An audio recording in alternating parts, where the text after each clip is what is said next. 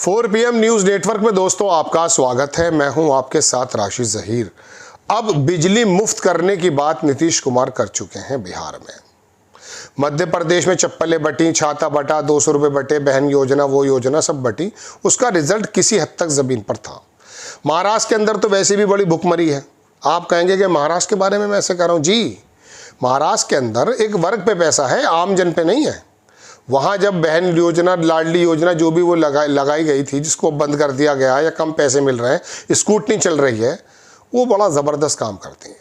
महिलाओं को 2-2.5 हज़ार रुपये अगर आप दे दें तो ग्रामीण परिवेश की जो महिलाएं हैं वो तो 500 रुपये पे भी अपना गुजारा कर लेती हैं। लकड़ी ले आती हैं जंगल से, गांव से कुछ मिल जाता है राशन वगैरह, और 5 किलो की तो बात चली रही है, वो अपना गुजारा कर लेते हैं। और सच्चर कमेटी, ये तमाम कमेटी की रिपोर्ट तो आप जान ही चुके हैं कि मुसलमानों के बारे में उनका कहना क्या था।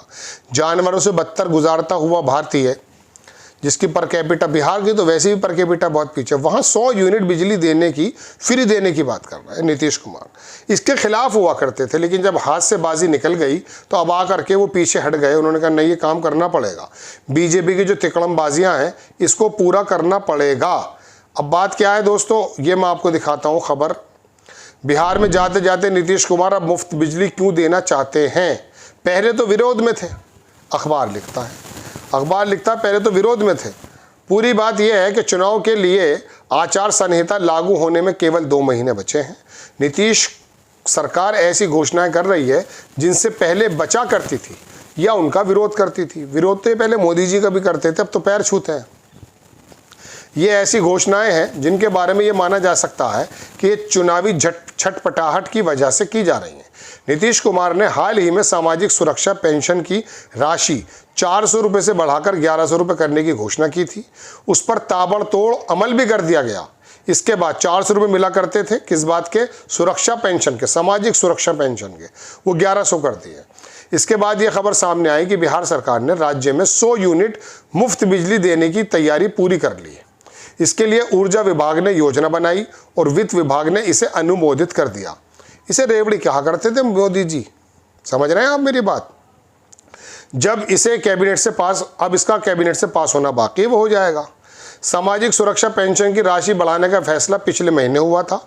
इस योजना को कितनी जल्दी लागू किया गया है, इसका अंदाजा इसी बात से लग सकता है कि मुख्यमंत्री नीतीश कुमार ने शुक्रवार को सामाजिक सुरक्षा पेंशन योजना के 1,11,00,000 से अधिक लाभार्थियों के खाते में 1227 करोड़ रुपए ट्रांसफर भी कर दिए। एक मंत्री के पास बैठा था मैं, तो मुझसे बोले मालूम है 2022 का चुनाव कैसे जीते हम लोग। मैंने जी बताइए मंत्री जी कैसे जीते। वो झोपड़ी झुग्गियों के परिकोष्ठ के मंत्री थे। उन्होंने कहा हमें 700 करोड़ रुपया मिला था, एक ही रात में हमने 1,500 करोड़ या 500 करोड़, मैं भूल रहा हूँ एक्चुअली पूरी एग्जैक्ट फिगर, मतलब कई सौ करोड़ रुपया हमने झोंपड़ी झुग्गी वालों के अकाउंट में ट्रांसफ़र कर दिया। बहुत ज़बरदस्त तरीके का इलेक्शन जीता। मैंने कहा जी मंत्री जी बात यह है, वाकई पैसा का तो काम होता है, लेकिन ये पैसा जो आपने दिया है, इसके अलावा एक चीज़ मैं आपको और बताऊँ जिसकी नीति की वजह से 2022 का चुनाव जीते हैं आप। कह रहे जी बताइए। मैंने कहा आपको मालूम है हैदराबाद में भी मोदी जी ने उस समय वो किया था एक सम्मेलन। कौन सा सम्मेलन था वो, पिछड़ा मतलब मुस्लिम समाज का था, वो क्या कहते हैं उसे, वो अशराफिया, इस तरह का जो छोटा तबका है जिसे मुसलमान के 4 वर्ग हैं, मुग़ल, पठान, इस तरह के जो लोग हैं, ये 4 वर्ग अपर क्लास में आते हैं, इन्होंने दबा रखा है। तो उनको उभारने के लिए काम किया था।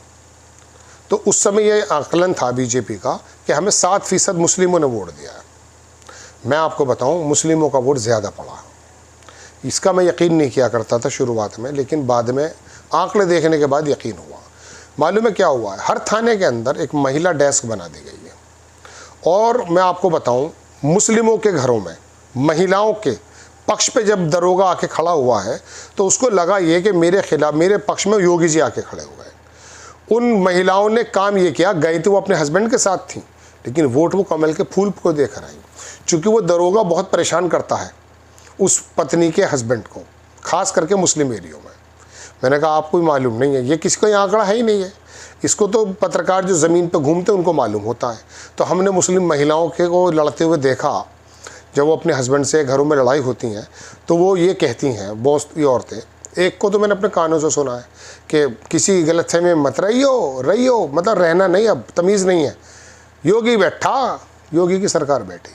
तो चलिए वो अच्छी बात है, महिलाओं का सुरक्षा होना भी चाहिए, एक ज़माने से दमन का शिकार भी होती आई हैं, लेकिन मैं आपको बता रहा हूँ इससे घर टूटते हैं। हमारी जो बड़ी बड़ी बूढ़ियाँ हैं, 10-10 बच्चे, 8-8 बच्चे, 6-6 बच्चे पैदा कर दिए, ज़बान कभी खुली नहीं। आवाज़, महिला की आवाज़ भी महिला होती है, मर्दों जैसी आवाज़ नहीं बनाई ईश्वर ने उसकी। कहने का मतलब ये कि सुकून से दरगुजर करके हमारी माओ बहनों ने वक्त को गुजार लिया। और आज हालात ये हैं कि हमारे यहाँ नवाब साहब थे, तो अचानक उनके घर पे पुलिस आ गई। तो बोले क्या हुआ? बोले ज़रा थाने चलो। वो थाने जब गए तो उनकी वाइफ वहाँ बैठी थी। बोले अरे, तो इंस्पेक्टर साहब बोले आ जाइए बैठिए, क्या कर रहे हैं आप इनके साथ? तो बोले जी मैं तो कुछ भी नहीं कर रहा। कह रहे बताइए क्या कर रहे हैं ये? कह रहे कर रहे हैं, पूछिए इनसे, फ्रूट्स लाए हुए ने कितने दिन हो गए, सब्जियां पकवाते हैं, बताइए गोश्त लाए हुए कितने दिन हो गए इनको। तो वो थानेदार समझ गया उसकी हरकत, बोला अच्छा फ्रूट नहीं लाता तू सेब भी नहीं लाता, केला भी नहीं। वो हाथ पैर जोड़ दिए, ले आऊँगा सर। अब जब चले वो मुकदमा तो था ही नहीं, इंस्पेक्टर समझ गया था कि किस प्रकार की महिला है। उसने कहा जाओ। तो महिला बोली देखिए आपको कुछ कहेंगे हम फिर वापस यहीं आएंगे। वो एक्चुअली कोई बरेली पूरब साइड की महिला थी। तो मेरे कहने का मतलब यह है दोस्तों, घरों के अंदर तोड़ पैदा हो गया। अब बताइए जिस आदमी को महिला घसीट कर थाने ले जाए, जब वो वापस आएगा आप समझते हैं कि उसके दिल में प्यार होगा? ये प्यार तो पहले हुआ करता था। ये बातें समझ में पढ़े लिखे की नहीं आएगी, क्योंकि जी औरतों को दबाना चाहते हैं आप। अरे भैया वो तो जाहिल आदमी है जो औरतों को, महिलाओं को दबाए। खैर मैं अपनी बात पर आ जाता हूँ, बात कहीं से कहीं निकल जाती है। तो नीतीश कुमार जी ने ये शोषा छोड़ दिया है। अब 100 यूनिट का बिजली का मतलब क्या है आप क्या समझते हैं? 5 किलो चावल पहले भूखा किया गया, फिर भूख से तड़पाया गया, फिर बच्चे बिलबिलाए, और ऐसे समय में जब राशन का कट्टा 5 किलो का आया तो वो तो वरदान है। भूल गया वो कि 1500 रुपये रोज़ कमाता था, 500 रुपये रोज़ कमाता था, घर के अंदर मुर्गे मुसल्लम खाता था, अच्छी चीज़ें लाता था। उसको तो कारोबार एमएसएमई के माध्यम से ख़त्म कर दिया गया, मजदूरी ख़त्म हो गई है, मनरेगा बढ़ती जा रही है, उसके दिन बढ़ाने की बात चल रही है। मनरेगा जो गाँवों में होती थी साल में 100 दिन का, वो कह रहे हैं कि शहर में भी लाया जाए। यही तो अभी वो हुई थी, अभी जो हड़ताल हुई थी। हड़ताल आपको पता नहीं होगी, क्योंकि गोदी मीडिया आपको बताता, हंगामा उतारता, मोबाइल पे छोटी छोटी क्लिप डालता, अंजना ओम कश्यप और सुधीर चौधरी गले फाड़ते, तब जाके पता चलता। वो 25 करोड़ कर्मचारी जो हड़ताल पर था आपको नहीं मालूम। आपको तो ये जरूर पता चल जाएगा कि यार कांवड़ के ऊपर जो है ना किसी ने पथराव कर दिया है, ये वाली बात आपको पता चल जाएगी। तो नीतीश कुमार की 100 यूनिट की बिजली क्या रंग दिखाएगी? 8 रुपये, 7 रुपये यूनिट, या 6 रुपये यूनिट, या 9 रुपये यूनिट। आप समझते हैं कि कितनी बात होती? ये 800-900 रुपये बचना उसके लिए बड़ा ज़बरदस्त। केजरीवाल इसी व्यापक कूदा करता था, उससे ज़्यादा लेकर आए वो। अब वो भले मिल नहीं रहे, वो लोग याद कर रहे हैं, क्योंकि ये जो है ना ये बंदर कौम के लोग होते हैं, ये जो उछल कूद करने वाले लोग हैं। मैं किसी का नाम तो ले नहीं रहा हूँ, होते यही हैं ये कितनी शानदार काम करके इनको दे दो, ये करते क्या है? शीला दीक्षित को हटाते हैं, चाहे कितनी भी तरक्की करें। ये गहलोत को हटाते हैं, ये भूपेश को हटाते हैं। इनको तो नया काम चाहिए, इन्हें भी तो रोमांच चाहिए ना। भूख है लेकिन मनोरंजन के ज़बरदस्त तरीके से ये कायल है। कह नहीं रहा था वो वासेपुर में, अरे जब से ये सनीमा आया है ना, ये सुनील दत्त का लौंडो, नरगिस का लौंडो, संजय दत्त, इस तरह के बोल रहे थे वो। तो ये सनीमा ने कुछ करने नहीं दिया है। तो इनके दिमाग में पहले से ही दरअसल ये उछल कूद, ये चीज़ें आती हैं, क्या करें। जय हिंद।